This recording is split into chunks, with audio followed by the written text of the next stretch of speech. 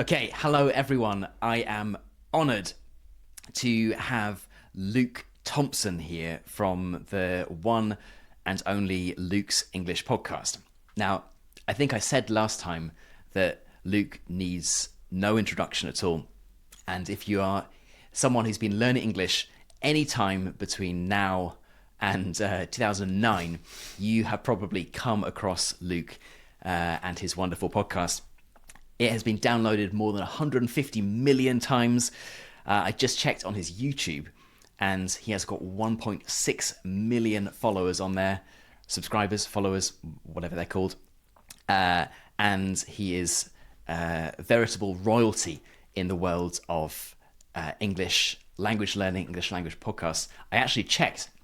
And Luke, do you know how many YouTube subscribers the British royal family has? How many YouTube subscribers does the British royal family have? Oh, this is they have their own YouTube channel, do they? The whole family. They do. Yeah, it's called the British royal family. I think that's okay. How many subscribers do they have? Well, is it more or less than mine? Thing is, though, I wonder how consistent they've been in terms of uploading content to their YouTube channel. I think they might be focusing on some other things. Dealing with a few scandals and stuff. I don't know. I'm going to say they've got 3.7 million subscribers. They've got 1.36 million subscribers. So really? They are behind you. Wow. Well, I think this obviously means that I'm better than the royal family, just in every way. Which, I mean, I don't know if that's difficult at this time. But, I mean, they obviously need to start focusing on English teaching then, don't they? They want to increase their subscriber count, start teaching English. I mean, they'd be incredibly successful, wouldn't they, if the royal family went into English teaching? Learn the King's English today with the King himself. Yeah, that would be a powerful brand. Definitely. Anyway, they have got some catching up to do. Although there is an unofficial royal family channel that has more than 3 million subscribers. I think they just have clips of them. Okay, that's interesting. Anyway, so there we go. I'm not sure what the learning is from that, other than you are better than the official royal family at YouTube. Yeah, okay. I don't know if this means that when I go back to the UK, there are going to be some changes. They'll be like, right, well, sorry, Charles, Camilla, you've only got, 1.3 million YouTube subscribers, so I'm afraid you're going to have to pass the crown over to this guy because YouTube is the way that, social media is the way that things are decided now in this technocracy that we live in. So you're going to have to stand aside and let this 1.6 million... Imagine if that's the way the world worked, if the person with the most YouTube subscribers was the king or queen. That would be a terrifying world to live in. But maybe a vision of the future, Alistair. Who knows?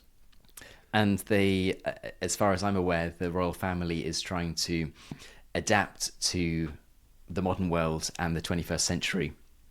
So you might find yourself in high demand. Yes. As a YouTube consultant or something like that. I see. Right. Yes. Look, you've got a terrific YouTube channel. This is my Prince Charles, King Charles. I've been trying to practice a King Charles impression, and I haven't really got it yet. But it's something to do with speaking out of the side of your mouth, like that. That is quite good. Not quite there yet. Needs work. Yeah. They do have one video that has performed very well though. I did check, but it is a more popular video than yours. Is it the Prince Andrew interview on BBC Newsnight? I think they didn't put that on the official channel. I wonder why. I'm not sure he features so much on the official channel. Not anymore. I think he might anyway. Yeah. No, but the most viewed one for them is the royal wedding. But I think it would be hard, great as all of your episodes are, for you to compete with that event. Which one? The William and Kate one? Yeah, I think there's a few clips of that, and maybe it's just the full-blown one that is the most viewed. Yeah, that's 53 understandable. million. Yeah, well, Which I'd seems have quite to low, marry actually. Kate Middleton or William to compete, and they're both obviously already taken. So I don't know what I'm going to do. That is a good question. Yeah, I'll work on. I'll Anyway. find something. I'll find some way of some big wedding situation. That's the key. I've introduced you in a very roundabout and silly way, but it is an absolute pleasure to speak with you again. It's a pleasure to be on the show. Thank you for inviting me. Hello to all of your listeners. Hello, everyone. Last time we spoke, I believe it was just before the Paris Olympics in the summer of 2024. And you and I talked about the situation in Paris, the sort of sense of excitement, foreboding, and what was going to happen in the city during the Olympics and afterwards. I wondered if you can give me a little update on how things are and how things went 1 year on. How things are now is that just no one's talking about it, no one's thinking about it that much, as far as I can see. But generally, after the games, everyone has, I think, decided it was great. But beforehand, it was a totally different story, and everyone in Paris was complaining, moaning, grumbling about it. Lots of dire predictions. People were convinced it was going to be completely impossible, that Paris would be impossible. It would just be impossible to just even be here. I think people were a bit pessimistic about that. Because, to be honest, the city is very crowded, usually, during the year. Public transport is like pushed to the limit. When I go to work twice a week in the morning at rush hour, it can be incredibly difficult to get on a metro. I switch from line 7 to line 8 in Opera, and trying to get onto line 8 at Opera at sort of 8:50 in the morning is horrible. I mean, it's just so crowded and so packed, and everyone's squeezed into the trains, and everyone agrees it's awful. So this is the sort of context in which people looked at the Olympics and thought, oh, we're going to get however many million visitors in the city, and they thought it's just going to be completely terrible. And a lot of people were saying, oh, I'm going to leave. I'll leave the city. I'll leave Paris. Making a sort of statement. A lot of people saying, oh, I'm fed up with the Olympics. I don't want to be here. I'm going to leave. Like it was like a big statement about, and like this anti-Olympic statement. I'll be leaving the city. But I mean, to be honest, everyone leaves Paris in August anyway. So it was kind of a stupid thing to say, because I'll be leaving. Well, you'd leave anyway. You leave every year to go to your house in the countryside. But this time I'm definitely leaving. But I'm not just leaving, I'm going to leave with emphasis, But in fact, during the games, it was great. And because so many people left the city, as they usually do anyway in August. I mean, August in Paris is kind of quite different to other times of the year, because it's so much quieter and there are way more tourists. To be fair, a lot of things are closed, but it's generally much quieter in Paris in August. And it was like that, really. And I didn't really notice any major disruptions in terms of transport getting around. It was great. And in fact, there were just like lots of tourists in the city, lots of people smiling, enjoying themselves. It was totally different to the rest of the year, when normally people are going around, being a bit Parisian everywhere. But it was good, and the Olympic Games was a huge success, I think.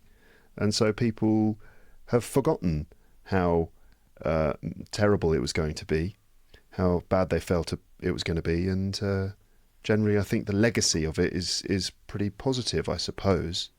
I mean, the Olympics is always a bit controversial, isn't it? Because you wonder where all the money goes and who really benefits from it. But as far as I can tell, people generally have good feelings about it now that it's done. People always like to complain about the Olympics, right? I think every time there is an Olympics, there are always big articles about it's never going to be finished in time, and this is going to be the first ever Olympics where they haven't built the stadiums, and people are going to have to sleep out in tents, and the Olympic Village isn't ready, and all these blah blah blah, and it always seems to come off, right? I can't think of a Olympics in my lifetime that was a complete disaster in terms of they've forgotten to build one of the stadiums, or there was a hole in the swimming pool or something like that. No, I can't think of any examples of that either. So they always managed to make it work in the end. It was the same in London. So I lived in London in 2012. I was there when the Olympics happened there, and it was a similar story. Everyone was full of doom and gloom about how it would affect the city and transport in the city and stuff. But in fact, during the Olympics, there was just a great atmosphere. And the opening ceremony, the London opening ceremony, really helped because that was so fantastic. And that really sort of set the tone. I think everyone watching the opening ceremony for the London one suddenly got into the spirit of it. And that spirit kind of, lasted for the entirety of the Games and the Paralympics. And it was the same thing here, basically, in France. The opening ceremony for the Paris one last year was not as big a success as the one for London. It wasn't quite as impressive. It was good, but I think that it confused most people in the world, to be honest. Did you watch it? I did. I was not going to bring it up because I wasn't quite sure. Yeah, I wasn't quite sure 1 year on what the what the sort of, with that amount of time to people to pause and reflect, what the general verdict was. If I'm honest, I found it a little bit unexpected, let me say. How? Firstly, I think it was like the London ceremony and lots of the other ceremonies that I can remember, were in the stadium, big events with lots of people. And I know the entire idea behind the Paris one was kind of going through Paris on the boat, and if I'm not mistaken, it didn't involve as many people as the other ones in terms of it was like the boat parade with the. Am I getting mixed up between two things? The boat parade you're right. with the athletes. Yeah, so all the athletes arrived on boats, so there were pretty much one boat per country, and they all sailed down the Seine. And then I think, did they disembark and then walk up a kind of long red carpet somewhere? I think so. But the main thing was that it wasn't in a stadium, it was in the city itself. And that was quite a bold move for Paris to decide that, right, we're going to really showcase the city rather than doing it all in a stadium. And everyone thought that was too ambitious. People thought, there's no way they're going to be able to make it work. How are they going to deal with that? How are they going to control all the crowds that will build up? And surely it'll be dangerous. It'll be a kind of security threat and stuff like this. So everyone was skeptical about whether they'd actually pull it off.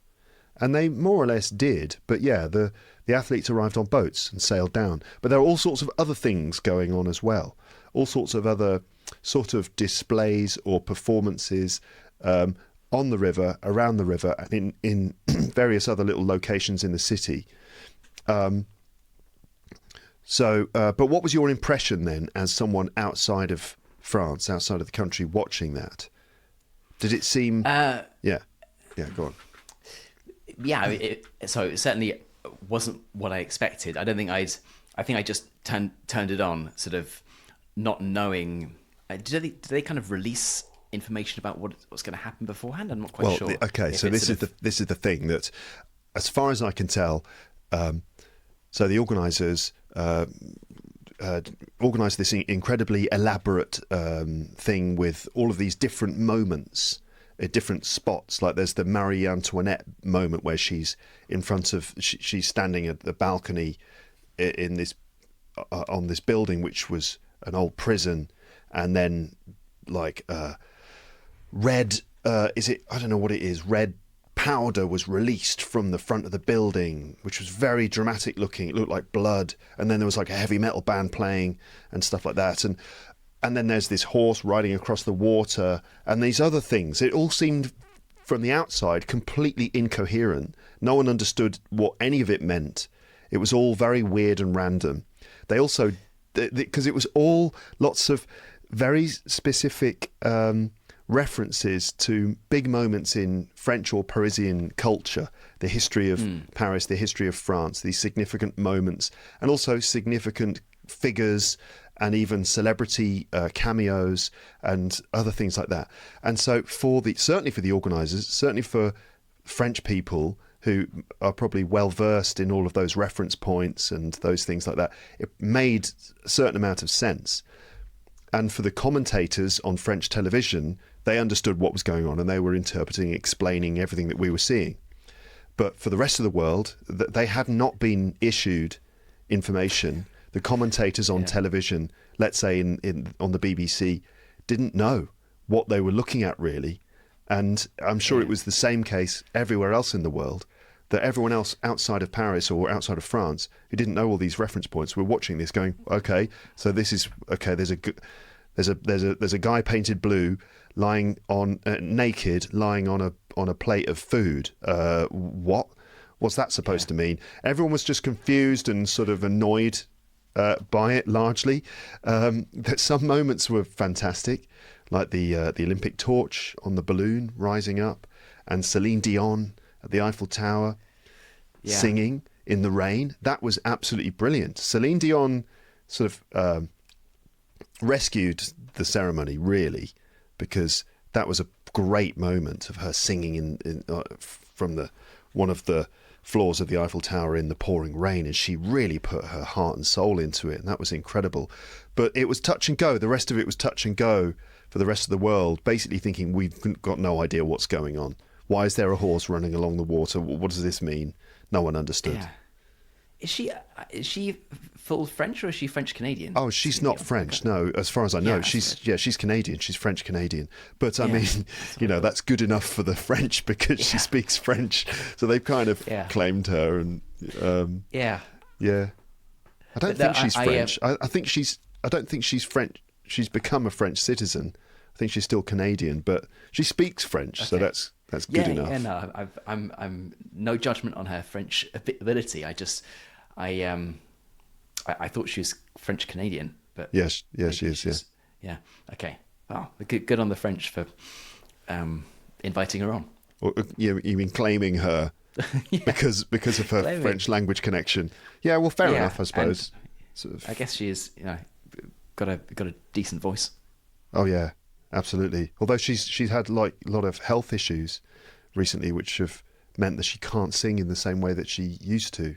So it was even her performance was not guaranteed. We weren't sure if she'd actually be doing it, or whether she'd be fit enough to do it. But thankfully she was, and she really, it was really outstanding that moment, I thought. I think I might have gone to bed by that point. I'm not quite sure. It's probably revealing if it happened at 9:20 or something. But no, I think your point about the explanations and the commentators not being provided with talking points it's interesting, because there were quite a lot of the things that happened, and I was like, I think this is what's happening, but I'm not quite sure. And I was watching it on Swedish TV, and I'd only recently moved to Sweden at that point. My Swedish was not particularly good. It's still probably not good enough to understand detailed historical references, and I wonder if the Swedish commentators got everything that was happening. I imagine probably not. So I was not able to follow everything. Yeah, well, it's the same as the rest of the world. And a lot of people were kind of shocked by certain things. Like there was a quite long fashion show kind of catwalk situation. Yeah, I remember that was bit. quite controversial. I think a lot of, let's say, more conservative-minded people didn't really like that. I think there was a trans person involved, something like that, which obviously shocked half the world. And there was a kind of nightclub sequence with a lot of people dancing, and I mean, just like a hell of a lot of dancing. I mean, a lot of interpretive dance just everywhere. Constantly people doing kind of jumping and spinning and parkour just all the time. It was kind of like, it seems the organisers were like, well, what should we do here? Just interpretive dance. Just everything is expressed through interpretive dance. Every ceremony, every moment's just got to have a bunch of people jumping and spinning around and stuff. There was a bit too much interpretive dance for my liking. Apparently for the people actually who went to the opening ceremony, all the spectators who were lined up along the river, it was not great for them, because what we saw is we were able to observe everything as it went down the river. But for the spectators in one particular spot, they just got maybe one moment, and then that was it. Like that horse just went past them once, and that's it, basically. Then they're just standing next to a river with nothing happening. So, and it's very cold and dark, wet. I mean, it was pouring with rain as well, and also a lot of the arguments were it was incoherent. Like it started with Lady Gaga singing a sort of cabaret song, and you think, what? Wait a minute, she's not French, is she? It's a bit like when it's like the World Cup in Russia, the opening ceremony there, the big sort of entertainment centerpiece of that was Robbie Williams, the famous Russian singer Robbie Williams, singing some of his songs. Like, okay. So, yeah. It could have at least had, Gérard Depardieu. Wasn't he a Russian citizen? I don't know. Albeit these for days, tax reasons, I think. But, it's just one of those situations, isn't it, where the eyes of the world are on the country and they think, right, well, how are we going to do this? We've got to try and put forward our most famous people, but the way the world sees France is not necessarily the way that France sees itself. And so, like I said, a lot of the reference points were lost. But still, it wasn't a huge disaster. So in a way, when we watched it, we were kind of like, oh, okay, so they actually managed to pull it off, more or less, against all of the odds and against all of the scepticism of everybody. They actually did the ceremony on the river. We all thought, nah, they'll end up doing it in the stadium. That's what we thought. But no, they actually managed to do it. There was a bit of disruption. People were concerned about like some form of terrorism or other forms of disruption by, groups that would want to mess with the opening ceremony for whatever reason. And mostly it was unaffected by that, but there was some stuff on trains. So some of the trains transporting people into the city on that day were sabotaged.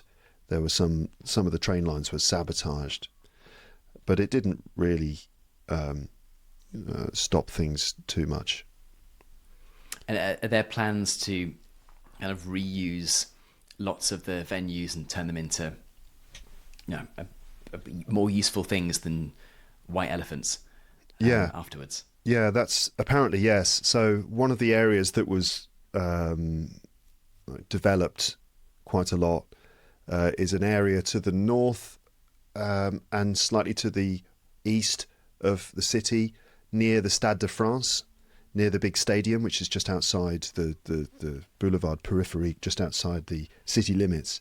And just next to that, there's this area called Seine-Saint-Denis, which is it's near the river. There's kind of like, it's next to the river, but it's a pretty undeveloped area, quite a poor area.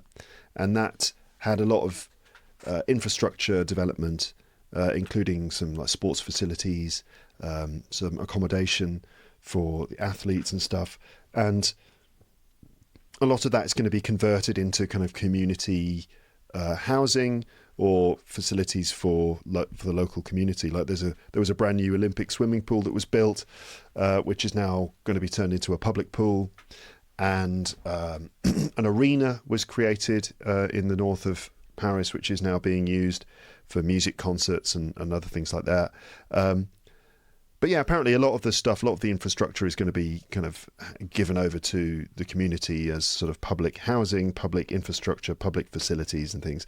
So that's good. Apparently also they were able to clean up some of the waterways.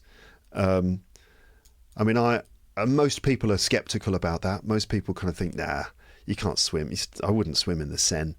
But they claim that it's much cleaner now, and there are spots where you can actually swim in the river. And that was quite a funny thing. In the run-up to the Olympics, the mayor of Paris, Anne Hidalgo, was making all these claims, these promises that the river would be ready, that they would be doing swimming events in the river, and everyone just laughed, that the idea that athletes would be swimming in the Seine. We sort of think it's disgusting, the cities are sort of rat infested. A lot of sewage goes into the river, and to prove that the water was safe, Anne Hidalgo promised to actually swim in the Seine herself, and she did. She wore a wetsuit and stuff. She actually went into the river and swam around in it, and it was quite funny that on social media there was this big sort of movement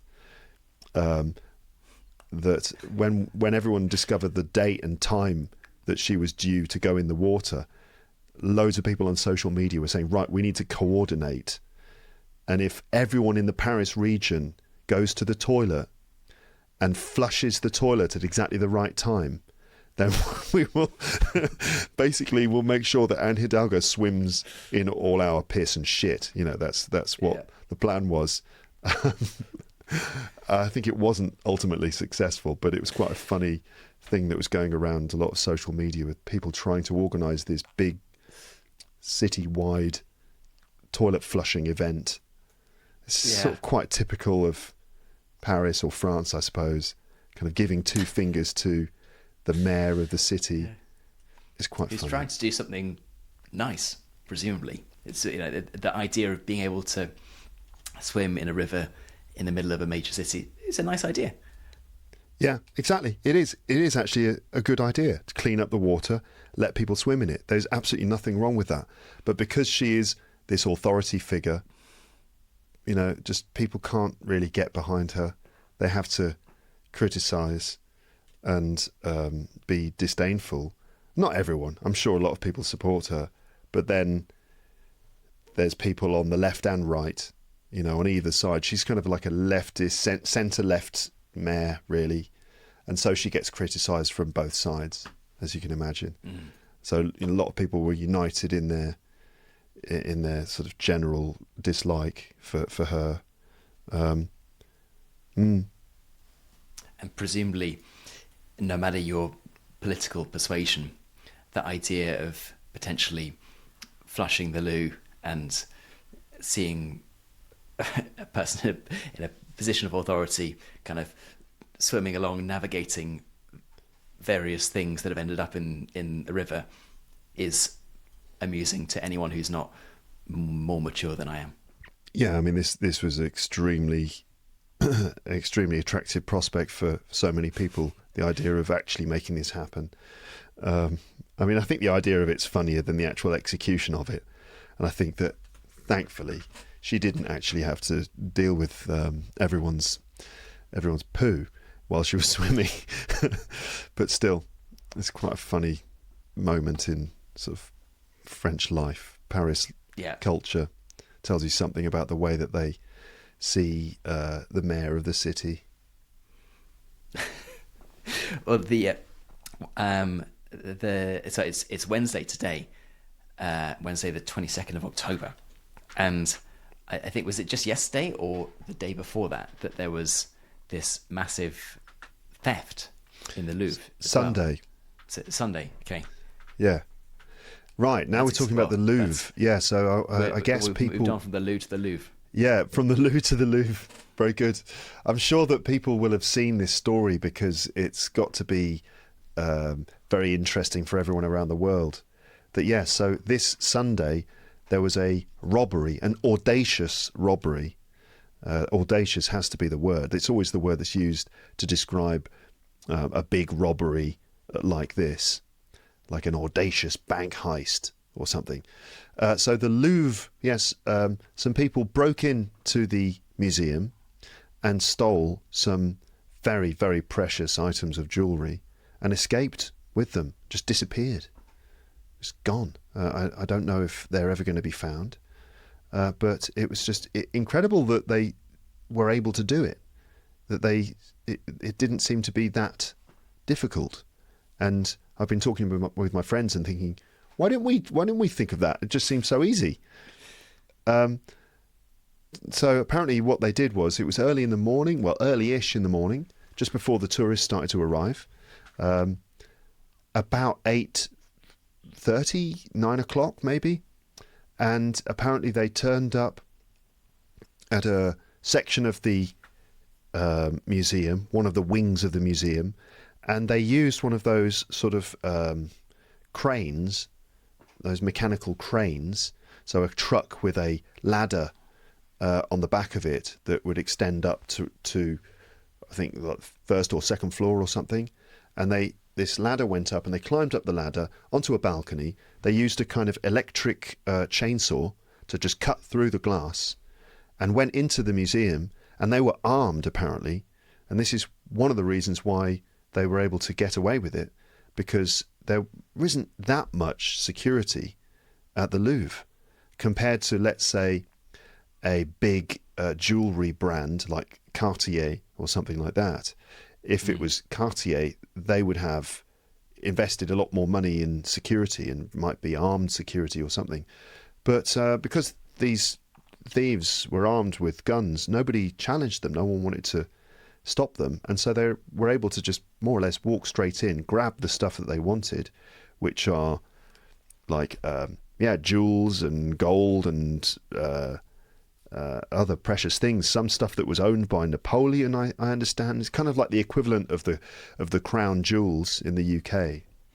And took it out, jumped on scooters, and just disappeared into the streets on their scooters.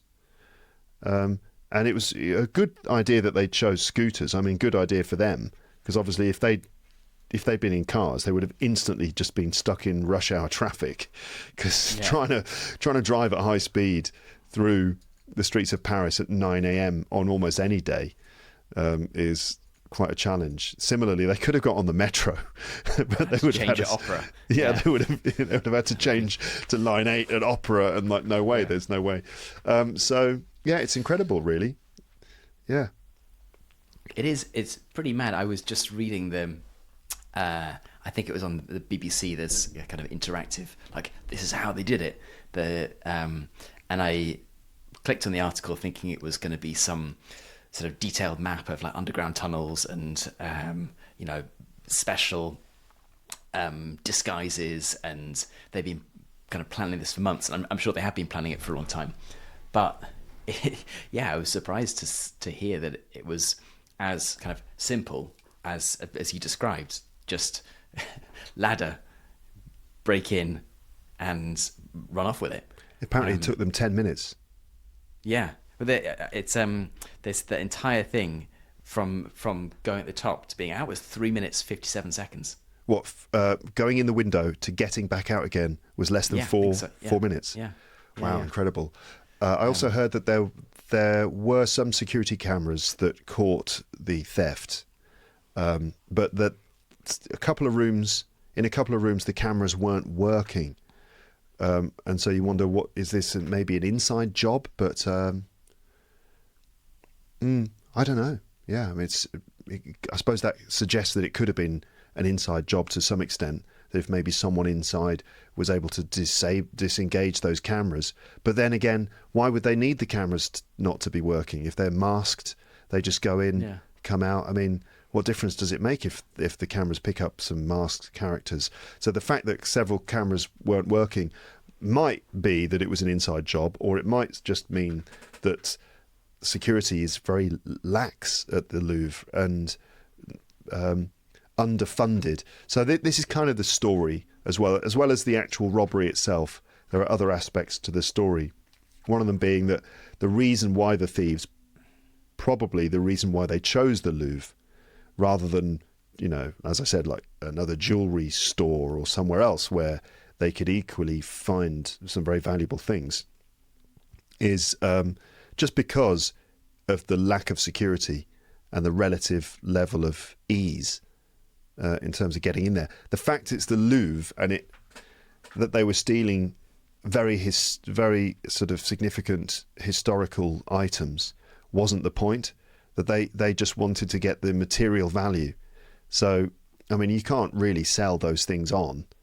I mean, that's very hot property. So, but the value, simply the value of the gold and the jewels, the stones separated from each other. They probably have melted down the gold, separated the jewels and pearls and whatever, and they'll just be selling it all separately for its material value.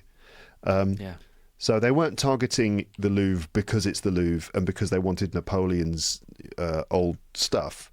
It was just easier to get into the Louvre than almost anywhere else, which is quite sad. Mad. It just shows that, I guess the government didn't invest enough money in security, that there's not enough public money around to provide enough security.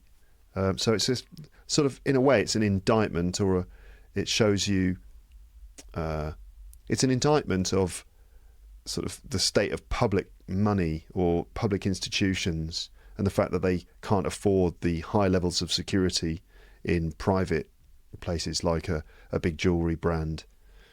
Yeah, it was mad to me that the window that they cut through, the window they cut through was apparently just like a normal window, like anyone has in their house. And I would have expected these things to be, kind of proper reinforced glass or whatever you need to have to stop someone being able to just spend 60 seconds cutting through it and jumping in. Yeah absolutely. Yeah, but I mean, I wonder how much those sorts of windows cost, because the Louvre has got a lot of windows in it. I mean, a lot. It's massive, and so many large windows. And in fact, maybe those windows, that even though they're easy to break through, they might already be very, very valuable, and there might be a certain value in keeping the original windows or something like that. I mean, I'm speculating, but I suppose if you're talking about making it into a high security place, that's a lot of windows that you need to replace with like uncuttable or unbreakable glass or something like that. So it's probably like unbelievably expensive to protect the Louvre in that way. Yeah. So I suppose it's no surprise really that it happened, considering the kind of the level of security in the place. But that's just sad, isn't it? Really, it's mainly sad at the end of the day that the Louvre wasn't better protected, and as a result, these national sort of what do you call them? National monuments? I don't know. National treasures. National treasures. There you go. Yeah. These national treasures have been lost and already probably have been destroyed in some way. They dropped a crown. I mean, they actually dropped a crown on the ground as they were escaping. The crown is worth tens of millions of euros, I think. I'm not sure. But imagine that. Probably imagine dropping it and going, oh no, we've got enough. It's all right. We've probably got hundreds of millions of euros worth of stuff here. We'll just leave the crown. But yeah, audacious. It really is. Have you heard of a man called, I'm going to misremember his name, but Stefan Breitweiser, I think his name was. No. Have you heard of him? No, I haven't. He was a super famous French thief, and I should be able to tell you more about him just off the cuff, because I made a podcast episode about him like 2 years ago or 3 years ago. And I did know a lot about him back then. Most of it has just gone out the other side of my ear. Yeah. But he stole something like, I don't know, 50 or 60 million euros worth of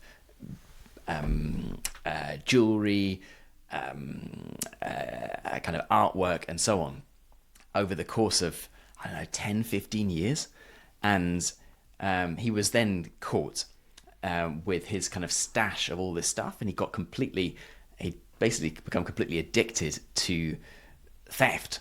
And it was not the level of stealing from the Louvre, these kind of super valuable things, but going to small regional museums and just kind of pocketing something and taking it home and hoarding it. He wasn't selling it. He just kind of got completely addicted to it seems. And he was caught, put in prison. He came out, and then I think he was caught again. So he just, like, I guess anyone who is an addict, he was unable to stop himself. And I don't know whether what his status now is, whether he's in prison or whether he's out. But it would be amusing, perhaps, to find out that he was connected to it all. Yeah, it would be. Yeah, but I mean, that's funny that he would steal all those things and not even do anything with them, just keep them in his home. I don't think that's what these guys have done. Everyone seems to think that they've probably just, as I said, melted it all down now. So unfortunately, I don't think it was Stefan this time. But Stefan probably read about this and was like, oh, could have been me. Could have been me. What a terrible loss. And to think that it's gone. It's just melted down, and someone's probably going to buy that ruby for or sapphire or whatever it is for a tiny fraction of what it is worth to the French state. Yeah, absolutely. Yeah, mad, isn't it? It is. Anyway, that is a tragedy for France. Perhaps we'll find out what happened at some stage in the future. Now, Luke, I wanted to ask you about something completely different. This is on my list of things to talk to you about, because I know you are a massive Beatles fan.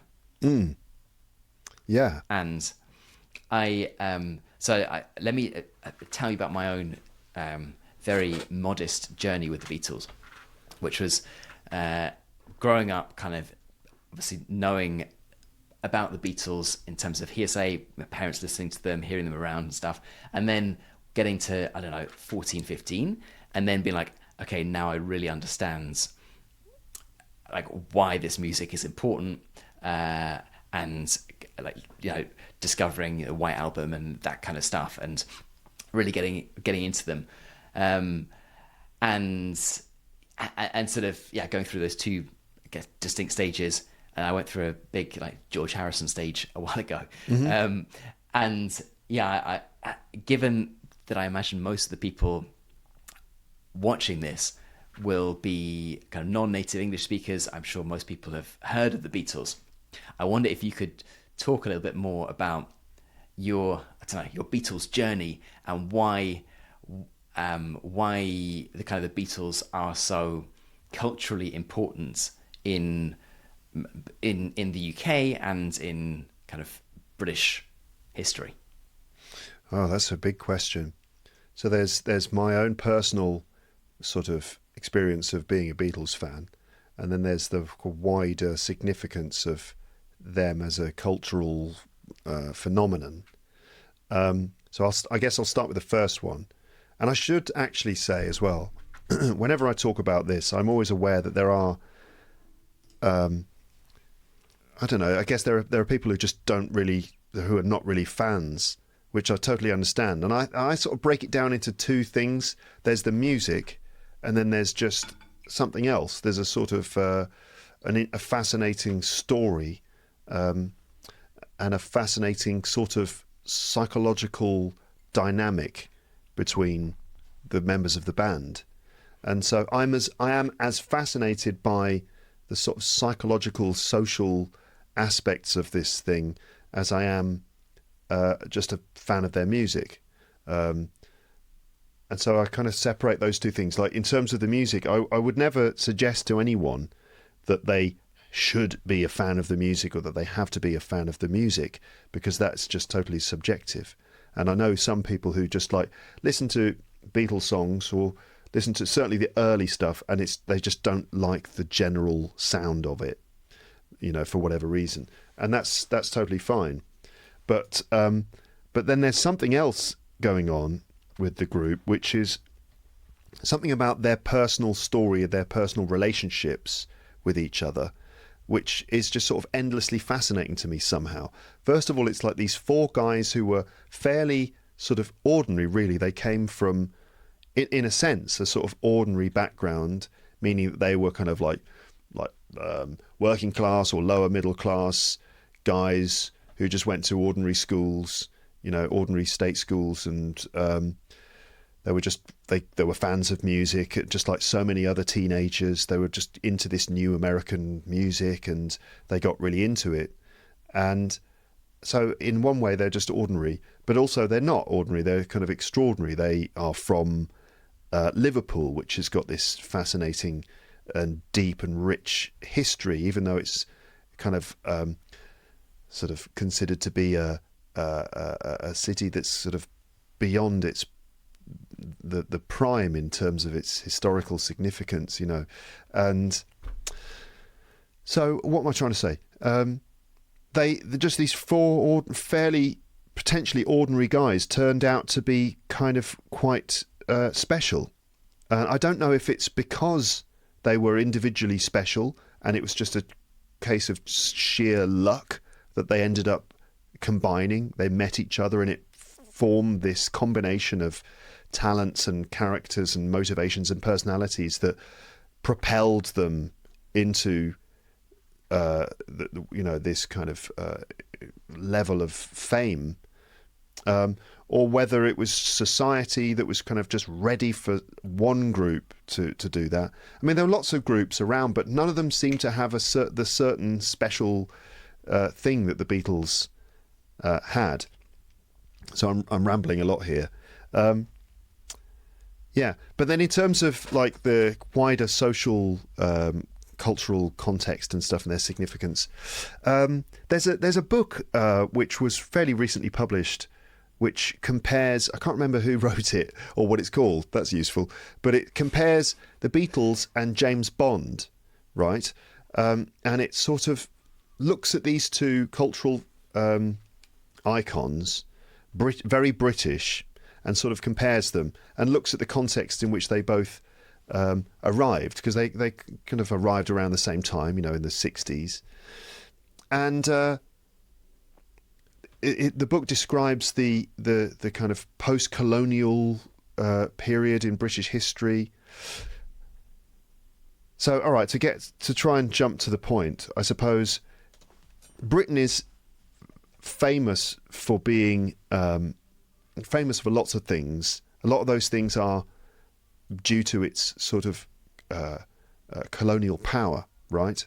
That largely Britain's exports around the world for several hundreds of years were a kind of naval authority, economic power, and colonized so many parts of the world. But so many bad things happened along with that. There were so many, all the sort of bad things that we associate with cultural and economic imperialism.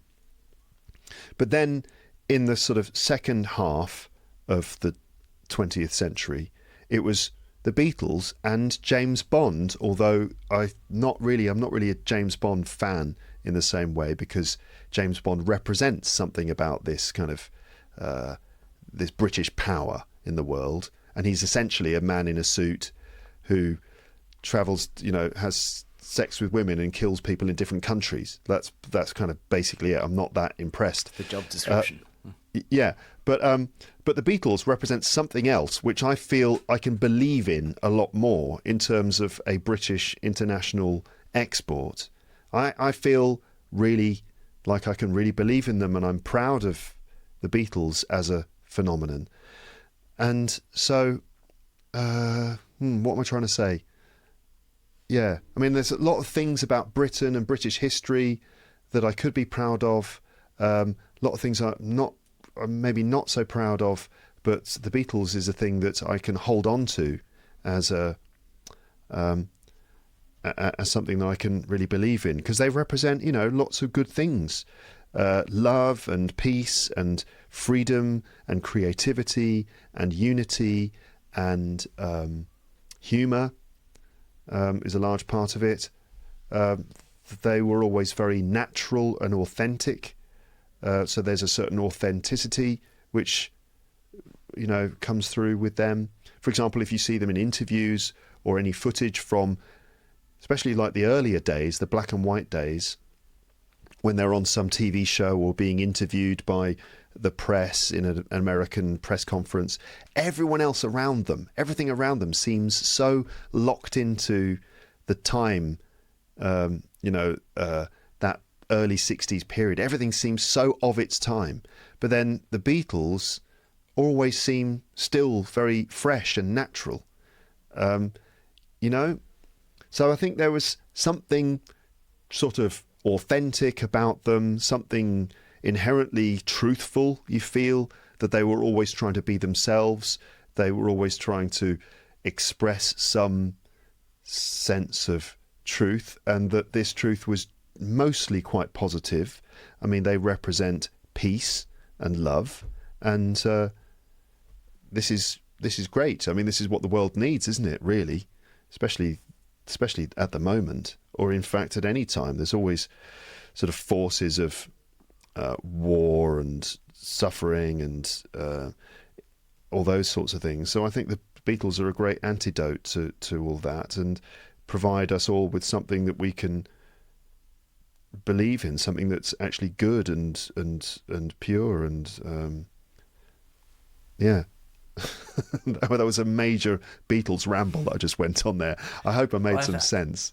That's what I was asking for. And I think the one thing that I, as someone who's not alive at the time when they were active, that I think I just find completely amazing to think about is, from what I understand, just the level of fandom and complete obsession that people had for the Beatles.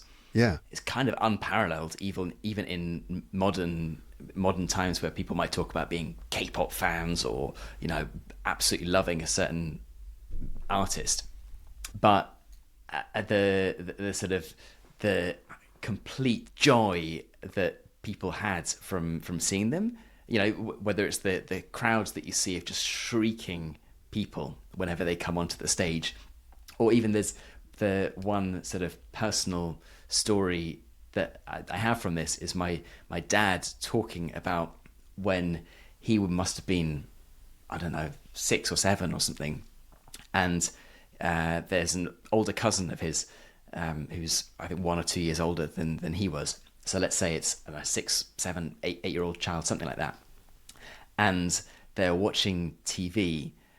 I think it was my dad, his brother, and this cousin, and his father was there. So this is someone who's kind of grown up in the 1920s, 1930s or so. And the Beatles came on the TV, and this older cousin, male cousin, just shrieked, because I think that was like obviously what you kind of were meant to do when the Beatles came on. And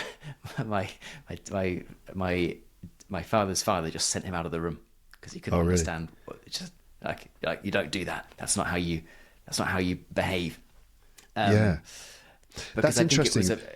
It's like a foreign, unknown behavior for people to be so obsessed by like a musician, and for them to achieve that kind of level of fame was, as far as I'm aware, kind of unprecedented in the UK with musicians. That just hadn't happened before. Yeah, because they didn't just exist as a musical phenomenon. There was something else. So they appeared on television. Obviously, they performed their music and stuff, but they also, any time they appeared, any time that they were on something was a significant moment. It's all part of the same phenomenon. It's not just the music they put out, but their interviews or just their appearance somewhere, yes, it really had a huge impact on people. And you kind of think, well, it wasn't just them. I mean, there's this film called Yesterday. Have you seen it? I don't think I have. Sorry, that's. So the concept of the film is that there's this guy, and there's this sort of weird sort of supernatural moment, which means that he has an accident, he knocks his head, and when he wakes up, he realizes he lives in a world in which nobody knows who the Beatles are, like a world in which the Beatles never existed. And so what he does is he basically, because he remembers all their songs, he plays all their songs on the guitar and becomes hugely famous because he's basically passing off all the songs as his own. And I sort of disagree with the concept of the film, because I don't think it was just that their songs were so brilliant that it's the songs that drove them to this level of success. I think there's so much more going on than that. As I've said, it's about the personalities and the interaction and the dynamic between the members of the group, but also the fact that the world was just at this point, it seems, after we'd had the Second World War and the Cold War and all these sorts of things, and it's like things had changed, and it was the Beatles that became a kind of flashpoint for so many other changes that were going on under the surface, especially like the younger generation at that time. And so it was the Beatles that kind of burst the bubble. They were kind of like the front of the needle or something that burst the bubble. But the thing that pushed it forwards was just, I don't know really what it is, but it was a general social movement among young people that a new world was emerging, and it was a lot more kind of a lot more relaxed, and society beforehand was like very formal, and there were so many rules, and there were a lot of controls, and people couldn't relax and be themselves. And so the Beatles were part of a general social change towards a more permissive, more sort of, I don't know, more individualistic sort of society. And apparently people really wanted that. It was a great sense of release, and just them being there. Like no one's ever really understood it. We still don't really understand why it happened. But somehow everyone on a gut level, not everyone, but so many people on a gut level instantly knew that these guys represented something new, and something that we all needed. Yeah. So I mean, like, you hear interviews with American people who talk about what it was like to see them on their first television performance in the United States, and this happened a couple of years, maybe a year or so after they got really successful in the UK and Europe. They finally went to America and they performed on the Ed Sullivan Show, and it was viewed by something like 70 million Americans, or in 70 million homes all at the same time. And it was a huge moment. And a lot of people talk about the fact that before the Beatles arrived and did that television performance, America was mourning the death of JFK, who'd been assassinated. Sort of, was it winter, the previous winter? And the Beatles arriving and being on their television sets was kind of like the end of an era and the beginning of something else. And for so many young people, no one knows how to explain it, but this represented the antidote to what they'd been feeling as a result of the president being assassinated. So, I don't know. It's still an ongoing mystery. I think this is maybe part of why I find it so captivating and interesting, and this is why I still like to read books about the Beatles, and I like to listen to all these podcasts discussing every minute detail of the Beatles' legacy, whether it's their music or their films or some other cultural impact that they've had.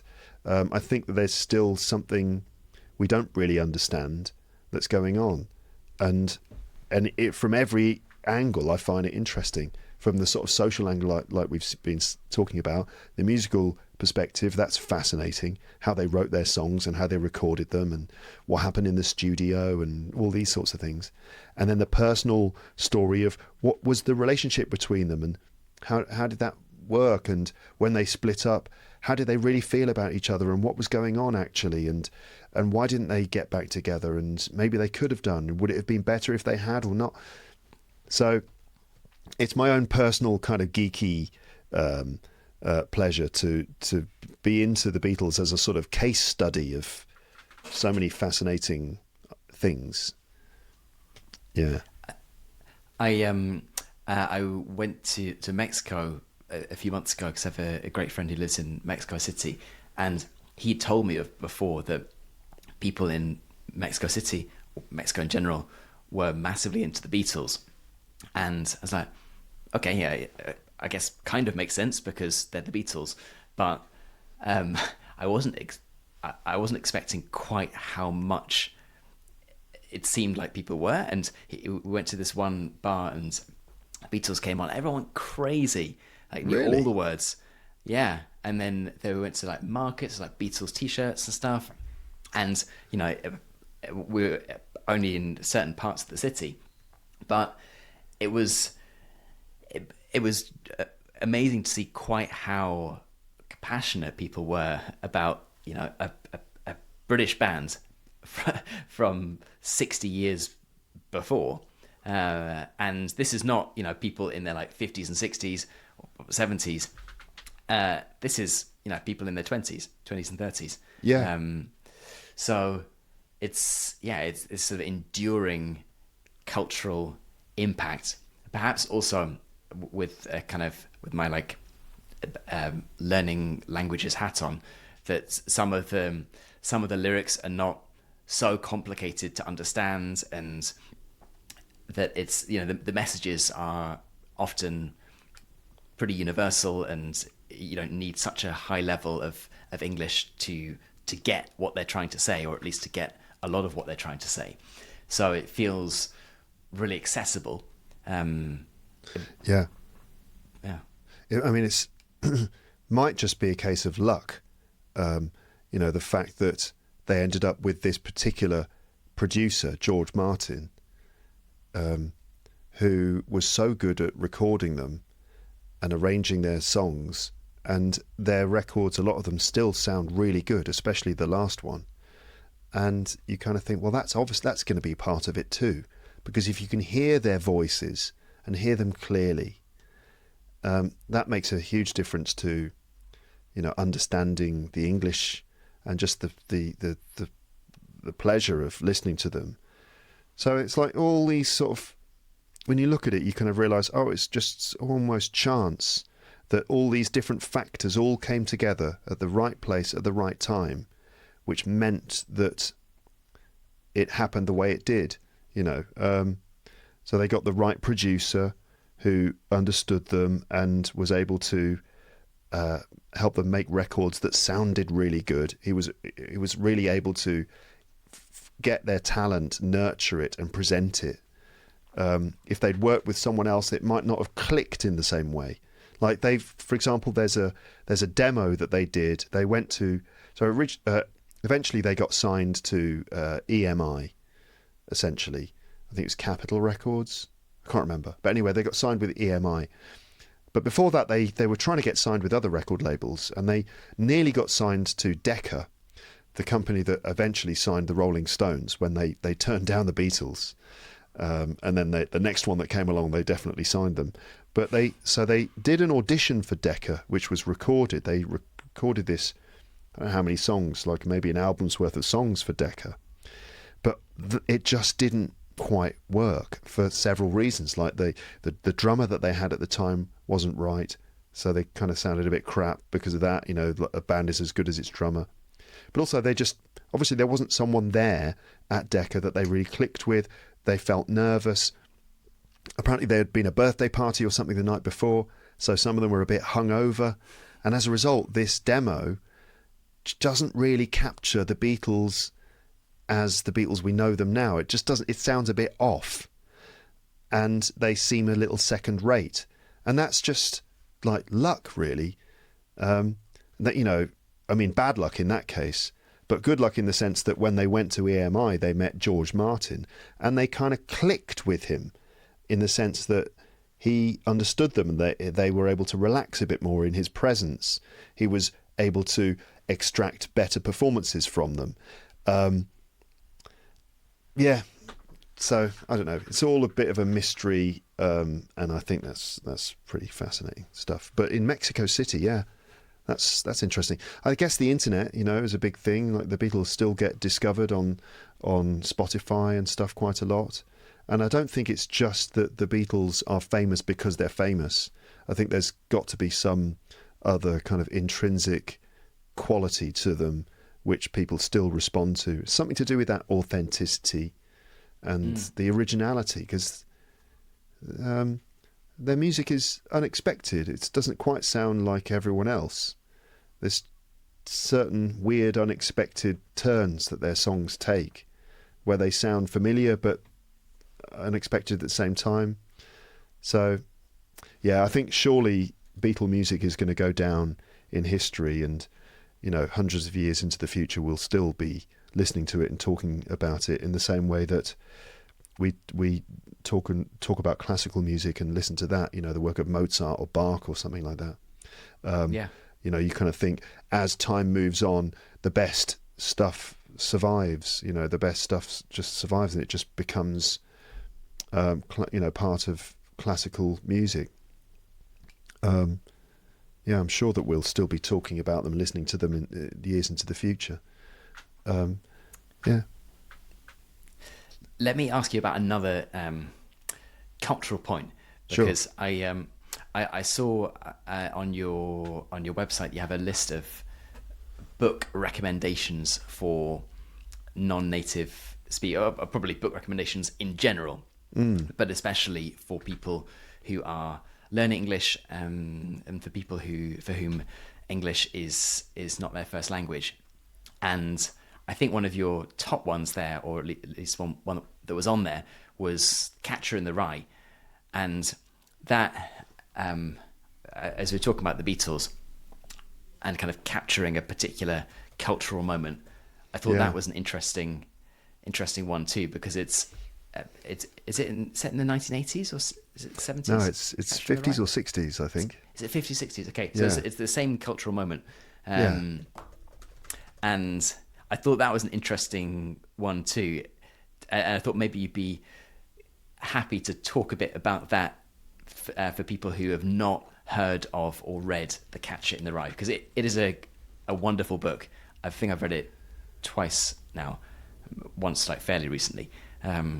So, yeah, good recommendation. Yeah. Catcher in the Rye is an interesting one. It's also a bit of a weird one, because it's associated, in terms of the Beatles connection. Do you know what the Beatles connection is with Catcher in the Rye? It's a bit of a dark one. Oh, yeah, it's did the guy shoot John Lennon? Have that in his pocket, or there was... Yeah, I've forgotten the complete connection. Yeah, Mark Chapman, who some people don't like even to be mentioned, so we won't talk about him for very long. But Mark Chapman, the guy who shot John Lennon in 1980, yeah, apparently he had a copy of Catcher in the Rye in his pocket. He'd been reading it at the time. What that means, not sure. But Catcher in the Rye is an interesting one, because it's all about this young guy called Holden Caulfield, who I guess has just graduated. He's just finished college in the States, and the story is told from his point of view in his voice. So he's the narrator of his own story, and he's kind of a bit of a lost character, really. And it tells the story of what happens to him over the course of about a week, I think it is.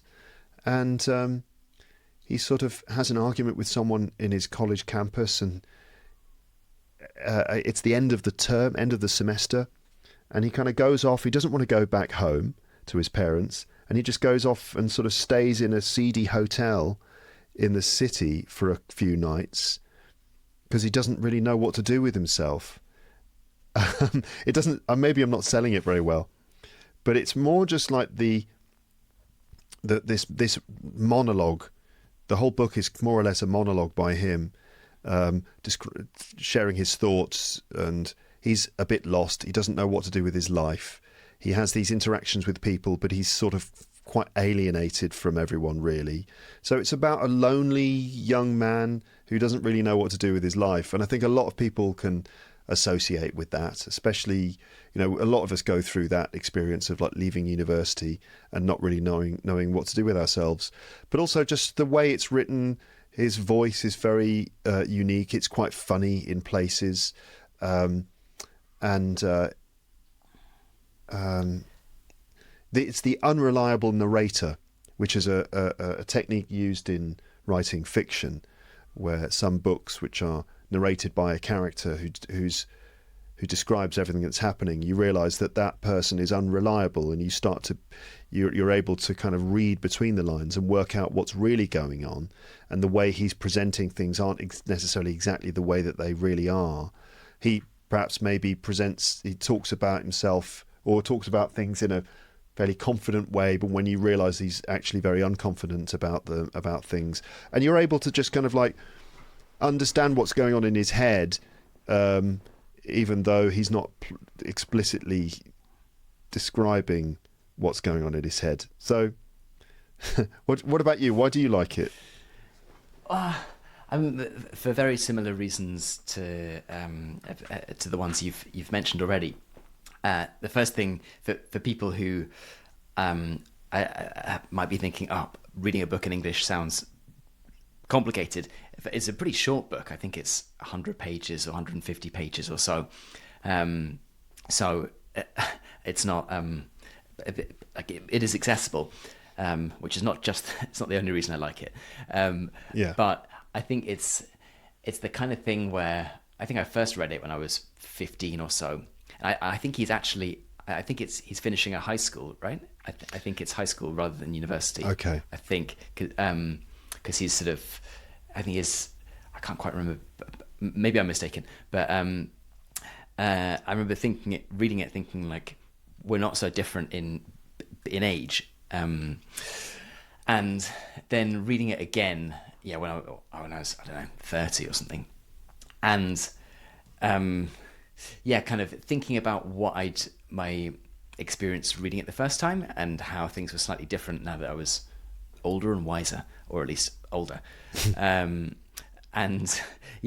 think it's the kind of language is written in that very conversational style, almost like he's writing this almost like a diary, really. But I can't remember. I've sort of trying to remember the exact plot, but he gets sort of more and more desperate as the thing goes on. You can see that he doesn't really know what to do, and he's reflecting on these various experiences from his past, thinking about his parents, his various sort of things that could have happened in the past term that haven't happened, and it's sort of funny in some ways, but also tragic. And there's a few. I'm trying to remember this expression that he keeps on saying. Phony. Everyone's phony. Yeah, that's right. Everyone's phony. Phony meaning fake.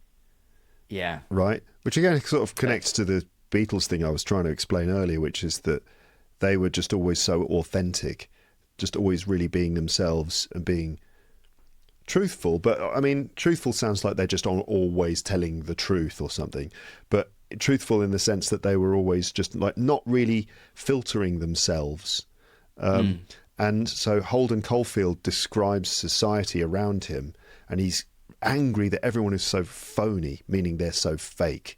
So he feels like he's living in this unreal kind of world where everyone is perhaps...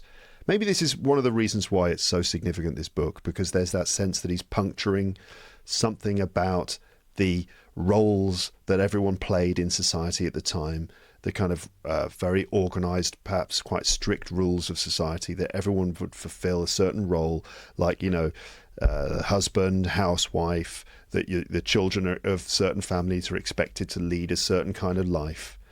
And I guess he's challenging that in his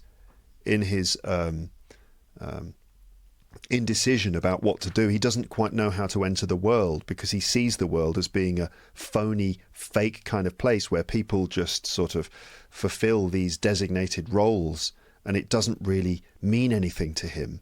And that's kind of why he's desperate. He's just trying to find some authentic connection with the world, and he struggles to find it, and he looks in the wrong places, and he gets into some potentially quite dangerous situations and things. And all the while he's talking to us, the reader, in his particular voice. It's kind of a young 50s. He has some 50s slang and stuff that he uses. And yeah, that level of intimacy and that the sort of like the strength of the writing is like the character feels very real. And so that's quite an attractive thing to spend time with someone so intimately and to feel like you're almost like their friend. You can understand where they're coming from, and at times they entertain you, at other times they worry you, other times you maybe feel a bit disturbed by them. But all of that combines to create something really quite captivating and engaging.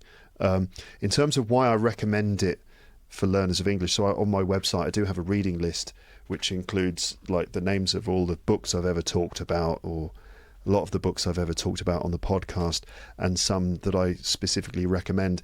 It's actually, people do ask me quite a lot which books I recommend that they read for learning English. And I always kind of think, well, the main thing is that you just read, right? That's the main thing. You've got to just read, and read quite a lot in English, right? So it's, rather than it being about exactly the one book, if you read this book, then you'll immediately shoot up to a C1, C2 level.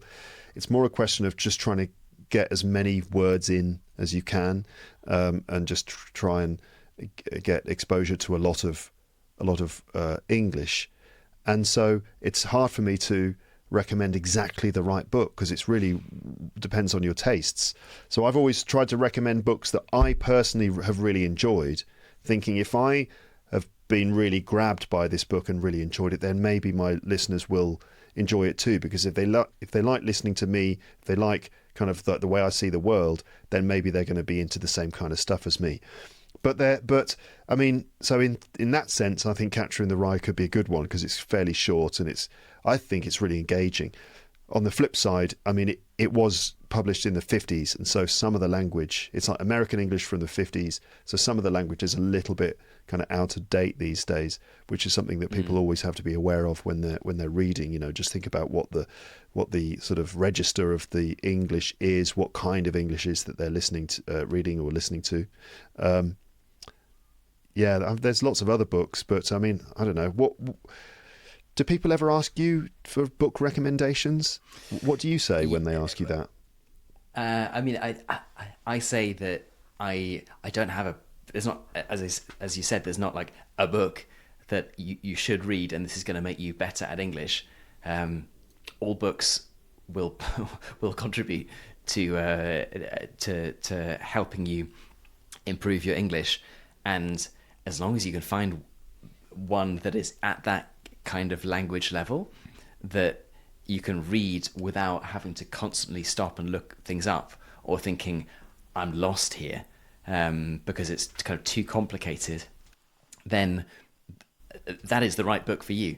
Now that might be a science fiction book, it might be I don't know, politics book, it might be a children's book. It's not for me to say this is the book that you should read. I think the ones on your list seem to be a pretty good selection because they also reading stuff from there, that I can probably help provide you some kind of cultural references that you might hear coming up in English conversation, in conversations in English-speaking countries where people might talk about stuff like a Catcher in the Rye. So I would also say it doesn't really matter kind of what book it is, and any of these kind of classic ones that have gone down in the like canon of English literature. It doesn't matter whether it's been written by someone from England or Scotland or Wales or the US or Nigeria or wherever it might be. It's more about, do you enjoy reading it? Can you stick with it? And are you able to read it with pleasure rather than suffer through it? Like I studied French and Italian at university, and some of the books we had to read in French were like really, really tough to read.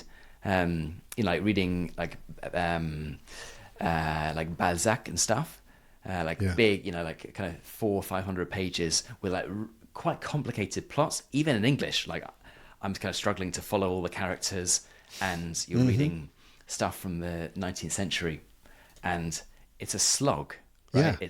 I'm doing this because I have to do it, and I do some of it I quite like, but sometimes I'll read a page and I'm like, oh god, who is that person, and like what does this like slightly obscure word mean? It's something to do with like metal work or something. Like it's important to understand the context, but I'm never going to need this word in my life. So it was hard for me to read those books in the original. I didn't really enjoy it. They are important, but they're just too difficult for my level at that point in time. So don't struggle through books if you're really having difficulty reading them. Like the equivalent in English might be Charles Dickens for someone. Right? There's great, in my opinion, like wonderful novels, but really hard if you are a non-native speaker.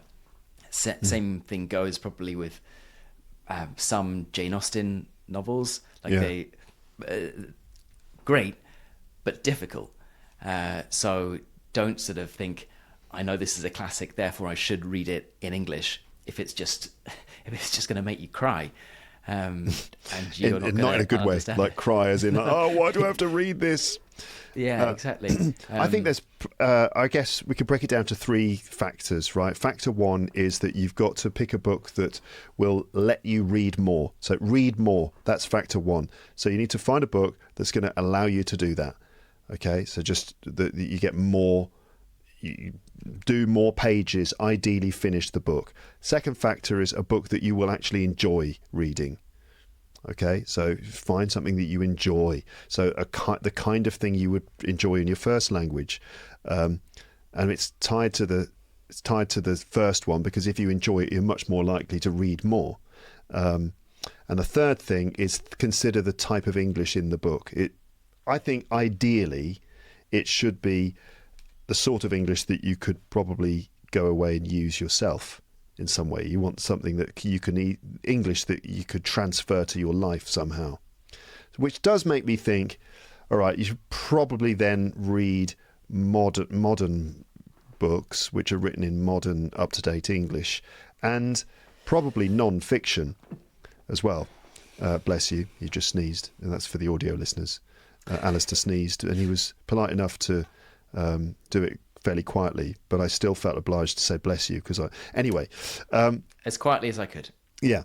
So what was my point? It was the type of English. So you probably should look for modern books and probably non-fiction, because that's going to be written in a style of English that you could use, to be honest, because it's going to reflect the sorts of English that you might use at work, if you're doing presentations or whatever, the sort of English you get in non-fiction writing I think has high surrender value, meaning it's the sort of language that you could instantly take away and use in most situations.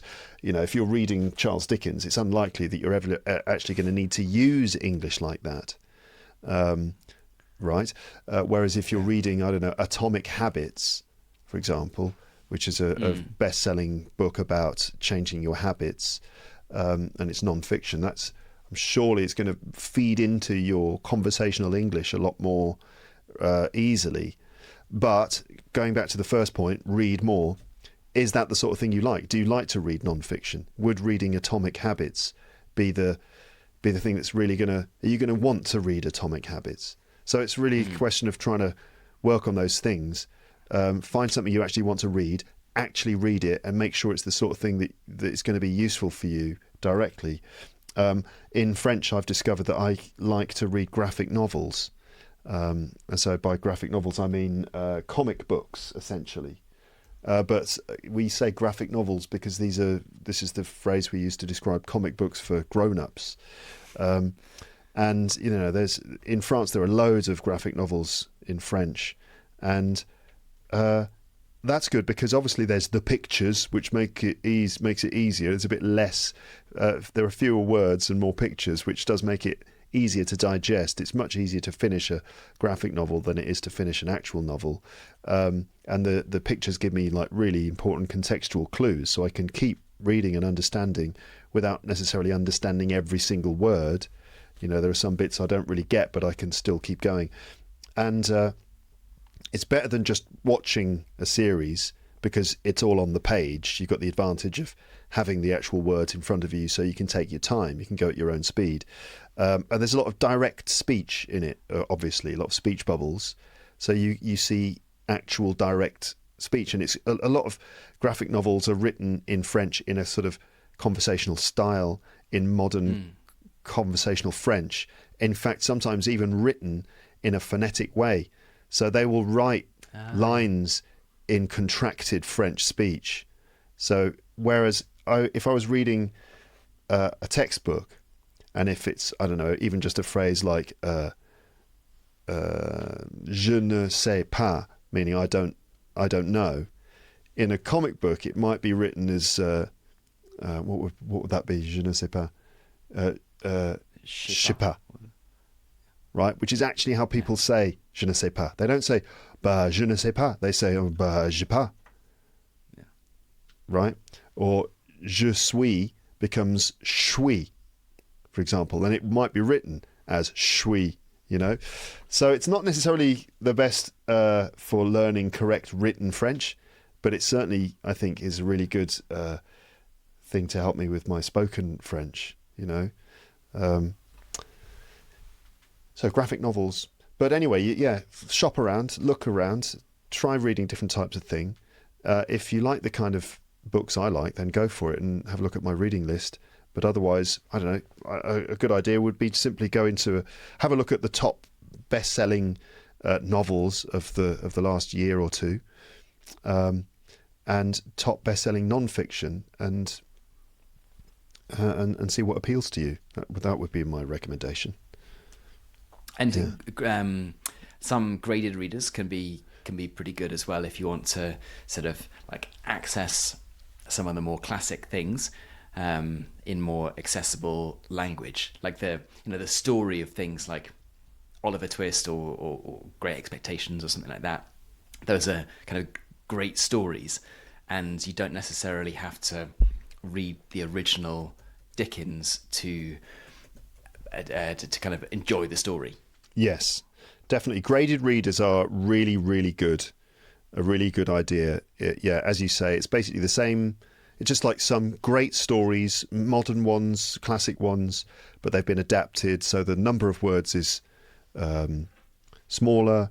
The language is adapted for different levels, which I think is really good because, reading a book written for native speakers can be quite a difficult experience, and it can be quite demotivating and punishing.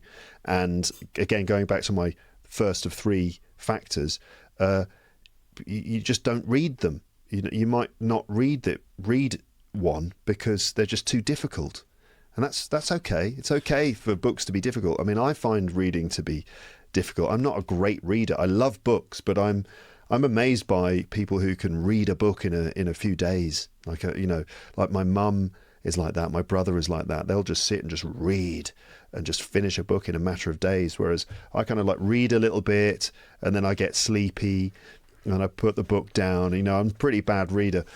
So it's difficult to read books, but yes, graded readers can really help because it's just basically making it a little bit easier for yourself. It's the word count is is short, is smaller. The language is slightly less complex, and that's just going to mean you're probably going to read more, you're going to understand more, and enjoy it more. Good tips. Pearson make graded readers. You could just Google Pearson graded readers, but you can find graded readers from lots of other companies too. One thing that I will say that is only very tangentially related to what we just talked about, but that I just it just came into my mind. Did you ever watch the musical version of Oliver Twist? No, I've never seen the whole thing. I mean, I'm aware of some of the songs, but no, I don't think I've ever seen the whole thing. No. Are you aware of the song "Boy for Sale"? No. Do you know what that is? No, I don't. I'm not going to sing it, but it's a great song. I'll send it to you afterwards, and I'll put a link to it down below. But essentially, the Mr. Bumble, I think is his name, the owner of the workhouse where Oliver Twist is living, gets incredibly offended after Oliver Twist asks for more. Right, so, okay, sir, that famous scene. Please, sir, can I have some more? More? Yeah. Oliver. Anyway, and then afterwards he takes Oliver Twist out into the street, and it's snowing, and it's kind of Victorian London, and he Mr. Bumble is this big guy with big what are they called? The big sideburns. Mutton chops. Mutton chops, that's it. And he's got this big booming voice, and it basically says he's got a boy for sale, and he kind of goes around the streets of London trying to sell Oliver Twist. And for some reason I stumbled across the video on YouTube the other day, and the top comment, sometimes YouTube comments are awful, sometimes they're just hilarious. Yeah. And this top comment for this one was by someone who said, my whenever I was naughty, I'll paraphrase it, people could find the original. It was like, whenever I was naughty, my dad used to take me out into the street and sing "Boy for Sale." Oh my gosh! Yeah. Anyway, that made me chuckle.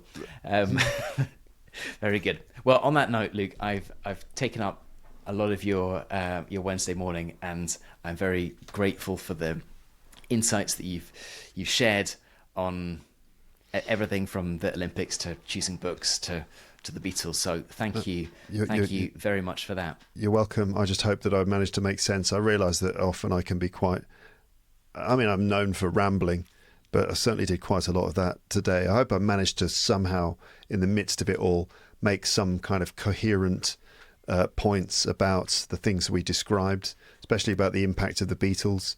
Listeners can leave their comments, I suppose, if they've got other things to add. Why, if for example, you're in Mexico, or indeed any other country in the world, and the Beatles are popular there too, how do you explain that? How do you explain the popularity of the Beatles? This group of guys from Liverpool, millions of miles, thousands of miles away. We'd like to know your comments regarding that as well. Thank you for inviting me on the show, Alistair. I've enjoyed this because it's nice to be a guest on someone else's show, so I can just sit here, do my talking, and then go and have lunch, and I don't have to worry about editing it together and all those sorts of things. I'll just let you deal with that. Well, it's I'm honoured for you to be here, and if there's anything I think we've learnt from this, it's that the royal family could probably do a little bit more rambling, and they would perhaps have a more successful YouTube channel. Yeah, maybe they should set up a podcast. That would be good. But I think that, didn't they try that? Did they? No, Meghan and Harry did. But I mean that. I think it got about 3 downloads. Yeah, what was all that about? I mean, they just can't decide what they're doing, can they? But I mean, Harry and Meghan, I'm okay with them. They get a lot of stick. They get a lot of criticism. But, I mean, I don't see really what they've done wrong. Meanwhile, Prince Andrew, on the other hand, Yeah. Anyway, that's probably a dodgy note to end the episode on. Yeah, let's hope that, well, by the time this comes out, nothing is... Well, I don't know. Who knows? Who knows what will happen knows? with the Who knows what will Andrew happen? situation? But I think he's in trouble. Let's put it that way. He is most certainly a dodgy geezer. Mm. On that, Luke, you can't leave on the note of Prince Andrew, but I think we will have to. Yes, I think so too. Sorry, everyone, for bringing the tone down by mentioning him. Some people will be like, "Well, what's going on? Well, I don't understand. Why is..." Just Google it, basically. Prince Andrew, Wikipedia. Just Wikipedia it. That'll probably explain everything. I think that probably the longest section of that might be the controversies section. I think so. Yes. Yeah. Early life is about one paragraph. Well, let's not forget the Controversies. time when he was in the Falklands War and he had a surge of adrenaline, which meant that he wasn't able to sweat. Yeah. So anyway, we're getting distracted now by the fascinating and disturbing story of Prince Andrew. I think we'll probably just leave it there, and I will let you close the episode as you were so valiantly trying to do. That can be a topic for another day. You can come on and you can talk about Prince Andrew. Sure. Yeah. That would be interesting. Luke, is there anything that you would like to leave people watching this with in terms of where they can find you? I'll obviously put a link to your podcast and your YouTube channel down below. So if for some reason people have never found that, then they can be happy that today is the day. But is there anything else you'd like to say to the good people watching this? Just the usual things of just, thanks for listening. Have a lovely morning, afternoon, evening, night. Be good to each other and have a lovely time, whatever it is you're doing. And yeah, listen to my podcast if you don't already do that.